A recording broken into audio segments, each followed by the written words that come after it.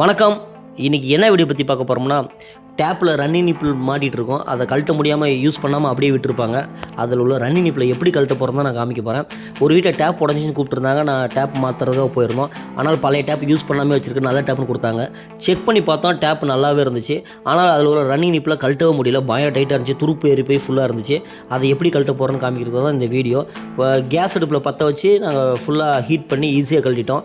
Case இருந்தாலும் சரி, அந்த இடத்துல பேப்பர் இருந்தாலும் சரி, அந்த நேரத்தில் பற்ற வச்சு கழட்டிட்டோம்னா ரொம்ப சுலபமாக நம்ம கழண்டு வந்துடும். ஹீட் பண்ணுறதுனால என்ன ஆகும்னா, உள்ள நூல் துரு இதெல்லாம் ஈஸியாக கொஞ்சம் அப்படியே லூஸ் ஆகிடுச்சுன்னா உங்களுக்கு கழட்டுறதுக்கு ரொம்ப ஃப்ரீயாக வந்துடும். ஜிஐ பைப்பாக இருந்தாலும் சரி, மோட்டரில் உள்ள போல்ட் இருந்தாலும் ஹீட் பண்ணால் ஈஸியாக கழட்டு வந்துடும். அடுத்தடுத்த வேலை செய்யும்போது நான் வீடியோவில் எடுத்து போடுறேன். இந்த மாதிரி முக்கியமான பயனுள்ள வீடியோஸ் நிறைய எடுத்து போடுறேன். தெரியாதவங்க தெரிஞ்சுக்கோங்க. இந்த வீடியோ உங்களுக்கு பிடிச்சிருக்குன்னு நினைக்கிறேன். பிடிச்சா லைக் பண்ணுங்கள், ஷேர் பண்ணுங்கள், முக்கியமாக சப்ஸ்கிரைப் பண்ணுங்கள். டவுட் இருந்தால் கமெண்ட்டில் கேளுங்க, உங்களுக்கு விளக்கம் சொல்கிறேன். தேங்க்யூ.